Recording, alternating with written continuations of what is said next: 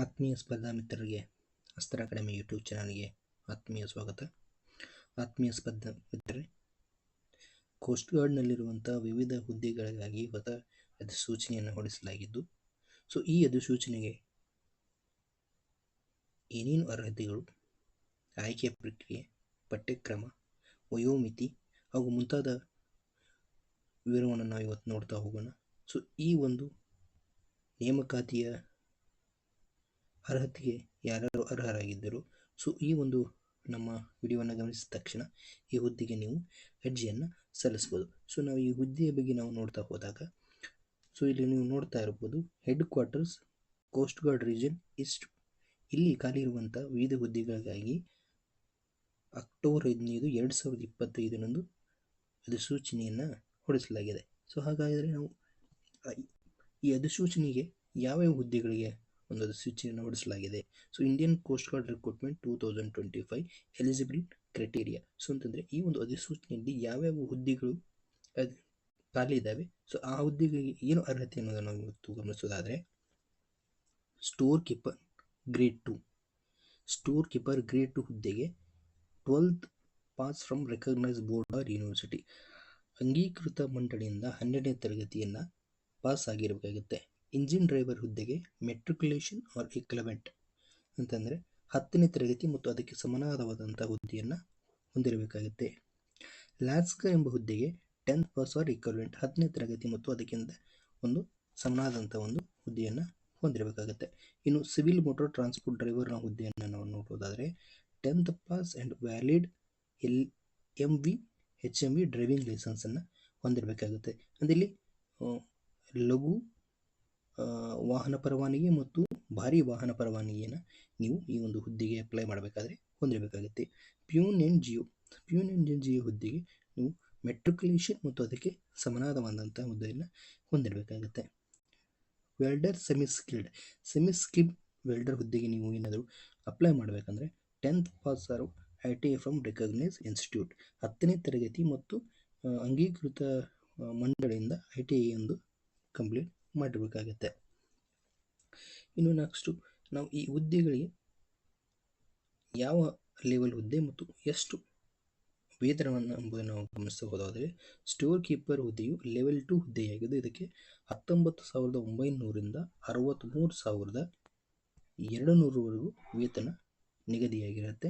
ಇನ್ನು engine driver ಹುದ್ದೆಯು 4ನೇ ಹಂತದ ಹುದ್ದೆಯಾಗಿದ್ದು 25,500ರಿಂದ 81,100ವರೆಗೂ ವೇತನವಿರುತ್ತೆ. ಇನ್ನು ಲಾಸ್ಕರ್ ಹುದ್ದೆ ಲೆವೆಲ್ 1 ಹುದ್ದೆಯಾಗಿದ್ದು 18,000ರಿಂದ 56,900ವರೆಗೆ ಸ್ಯಾಲ್ರಿ ಸಿಗುತ್ತೆ. ಇನ್ನು civil motor transport driver level 2 ಹುದ್ದೆಯಾಗಿದ್ದು 19,900ರಿಂದ 63,200ವರೆಗೆ ವೇತನ ನಿಗದಿಯಾಗಿರುತ್ತೆ. ಇನ್ನು ಪ್ಯೂನ್ ಹುದ್ದೆ ಲೆವೆಲ್ 1 ಹುದ್ದೆಯಾಗಿದ್ದು 18,000ರಿಂದ 56,900ವರೆಗೂ ವೇತನ ನಿಗದಿಯಾಗಿರುತ್ತೆ. ಇನ್ನು ಸೆಮಿ ಸ್ಕಿಲ್ಡ್ ವೆಲ್ಡರ್ ಲೆವೆಲ್ 1 ಹುದ್ದೆಯಾಗಿದ್ದು 18,000ರಿಂದ 56,900ವರೆಗೂ ವೇತನವನ್ನು ಪಡೆದಿರ್ಬೋದು. ಇನ್ನು ಈ ಒಂದು ಹುದ್ದೆಗಳಿಗೆ ಪ್ರೊಸೆಸ್ ಏನು, ಯಾವ ಥರ ಈ ಹುದ್ದೆಯನ್ನು ನೇಮಕ ಮಾಡಲಾಗುತ್ತೆ. ಸ್ಕ್ರೂಟಿನಿ ಆಫ್ ಅಪ್ಲಿಕೇಶನ್ಸ್, ಅರ್ಜಿ ಸಲ್ಲಿಕೆ ಆಧಾರದ ಮೇಲೆ ಅವುಗಳನ್ನು ರಿವ್ಯೂ ನೋಡಿ ನೆಕ್ಸ್ಟ್ ರಿಟರ್ನ್ ಎಕ್ಸಾಮ್ಗೆ ಅವಕಾಶ ಇರುತ್ತೆ. ಈ return exam pen and paper mode ಇರುತ್ತೆ. ಅಂದರೆ ಆಫ್ಲೈನ್ ಮಾದರಿಯಲ್ಲಿ ಈ ಒಂದು ಎಕ್ಸಾಮನ್ನು ಕಂಡಕ್ಟ್ ಮಾಡ್ತಾರೆ. ಈ ಒಂದು ಎಕ್ಸಾಮ್ 1 ಅವರ್ 1 ತಾಸಿನ ಒಂದು ಪರೀಕ್ಷೆಯಾಗಿದ್ದು ಮಿನಿಮಮ್ ಕ್ವಾಲಿಫೈಯಿಂಗ್ ಮಾರ್ಕ್ಸ್ ಜನರಲ್ ಅವರು 50% ತಗೋಬೇಕು, SC ಅವರು 45%, SC ST ಅವರು 45% ತಗೋಬೇಕಾಗಿರುತ್ತೆ. ಇನ್ನು ಟ್ರೇಡ್ ಟೆಸ್ಟ್ ವೇರ್ ಅಪ್ಲಿಕೇಬಲ್, ಇನ್ನು ಕೆಲವೊಂದು ಹುದ್ದೆಗಳಿಗೆ ಟ್ರೇಡ್ ಟೆಸ್ಟನ್ನು ಮಾಡಲಾಗುತ್ತೆ. ಅಂಥ ಒಂದು ಹುದ್ದೆಗಳಿಗೆ ಟ್ರೇಡ್ ಟೆಸ್ಟನ್ನು ಪಾಸ್ ಮಾಡಬೇಕಾಗುತ್ತೆ. ಮೆರಿಟ್ ಲಿಸ್ಟ್, ಫೈನಲ್ ಮೆರಿಟ್ ಲಿಸ್ಟನ್ನು purely on merit. The final selection will be based on purely on merit combining performance in return and trade test. Merit ಲಿಸ್ಟನ್ನು ಕೊನೆಯದಾಗಿ ಸ್ಪರ್ಧಾತ್ಮಕ ಪರೀಕ್ಷೆಗಳಲ್ಲಿ ಪಡೆದ ಅಂಕಗಳ ಆಧಾರದ ಮೇಲೆ ಮತ್ತು ಟೆಸ್ಟ್ ಟೆಸ್ಟಲ್ಲಿ ಪಡೆದಂಥ ಆಧಾರದ ಮೇಲೆ ನಿಮ್ಮನ್ನು ಆಯ್ಕೆ ಮಾಡಲಾಗುತ್ತೆ. ಇನ್ನು ಮುಂದಿನ ಹಂತವನ್ನು ನೋಡೋದಾದರೆ, ಈ ಒಂದು ಎಕ್ಸಾಮ್ನಲ್ಲಿ ಏನೇನಿರುತ್ತೆ ಅನ್ನೋದನ್ನು ನೋಡೋದಾದರೆ, the syllabus of the return examination will be as education qualification and and trade is as follow. ಅಂದರೆ ಈ ಒಂದು ಹುದ್ದೆಗಳಿಗೆ ಯಾವ ವಿಷಯಗಳಲ್ಲಿ ಎಕ್ಸಾಮನ್ನು ಕಂಡಕ್ಟ್ ಮಾಡ್ತಾರೆ ಅನ್ನೋದನ್ನು ಗಮನಿಸೋದಾದರೆ, ದ ಜನರಲ್ ನಾಲೆಜ್ಗೆ 20 ಅಂಕಗಳು, 20 ಪ್ರಶ್ನೆಗಳಿಗೆ 20 ಅಂಕಗಳು. ಇನ್ನು ಮ್ಯಾಥಮೆಟಿಕ್ಸ್ಗೆ 20 ಅಂಕಗಳಿಗೆ 20 ಕ್ವಶನ್ಸು. ಇನ್ನು ಜನರಲ್ ಇಂಗ್ಲೀಷ್ಗಳಿಗೆ 20 ಕ್ವಶನ್ಸ್ಗೆ 20 ಅಂಕಗಳು. ಇನ್ನು relevant test for the technical ಪೋಸ್ಟ್ಗೆ ಕನ್ಸಿಡರ್ ಮಾಡುತ್ತೆ. ಅದಕ್ಕೆ 20 ಮಾರ್ಕ್ಸ್ಗೆ 20 ಕ್ವಶನ್ಸ್ ಇರುತ್ತೆ. ಒಟ್ಟಾರೆ 80 ಅಂಕಗಳಿಗೆ 80 ಕ್ವಶನ್ಸ್ಗಳಿಗೆ 80 ಅಂಕಗಳನ್ನು ನೀಡಲಾಗುತ್ತೆ. 1 ಗಂಟೆ ಅವಧಿ ಕಾಲಾವಕಾಶ ಇರುತ್ತೆ.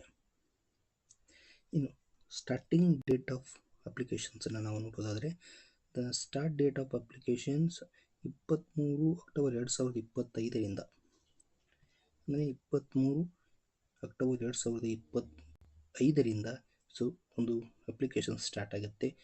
ಕೊನೆ ಯಾವಾಗ ಅಂದರೆ 6 ಡಿಸೆಂಬರ್ 2025 ನೀವು ಅರ್ಜಿಯನ್ನು ಸಲ್ಲಿಸ್ಬೋದು. ಇನ್ನು ನೀವು ಯಾವ ಥರ ಅರ್ಜಿ ಸಲ್ಲಿಸ್ಬೇಕಂತಂದರೆ, ನೀವು ನೋಡ್ತಾ ಇರ್ಬೋದು ಇಂಡಿಯನ್ ಕೋಸ್ಟ್ ಗಾರ್ಡ್, ಇಲ್ಲಿ ಕಾಣ್ತಿರೋ ಹಾಗೆ indiancoastguard.gov.in ನೀವು ವೆಬ್ಸೈಟ್ಗೆ ಹೋಗಿ ನೀವು ಅಲ್ಲಿ ಅರ್ಜಿಯನ್ನು ಸಲ್ಲಿಸ್ಬೋದು. ಇದಿಷ್ಟು ಈ ಒಂದು ನೇಮಕಾತಿಗೆ ಸಂಬಂಧಪಟ್ಟ ಹಾಗೆ ಒಂದು ವಿವರಣೆ ಆಗಿರುತ್ತೆ. ಯಾರಾದರೂ ಮೊದಲ ಬಾರಿಗೆ ನಮ್ಮ ಚಾನಲ್ನೆಲ್ಲ ನೋಡ್ತಾ ಇದ್ದರೆ ದಯವಿಟ್ಟು ಸಬ್ಸ್ಕ್ರೈಬ್ ಮಾಡಿ, ಫಾಲೋ ಮಾಡಿ, ಹಾಗೆ ಶೇರ್ ಮಾಡಿ. ಇದರಿಂದ ನಾವು ವಿವಿಧ ನೋಟಿಫಿಕೇಶನ್ಗಳನ್ನು ನಿಮಗೆ ವಿವರಣೆಯನ್ನು ನೀಡುತ್ತೆ.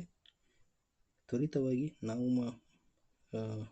ಮಾಡಿದಂಥ ಮಾಹಿತಿ ನಿಮಗೆ ಬೇಗ ತಲುಪುತ್ತೆ ಅಂತ ಹೇಳ್ತಾ ಧನ್ಯವಾದ.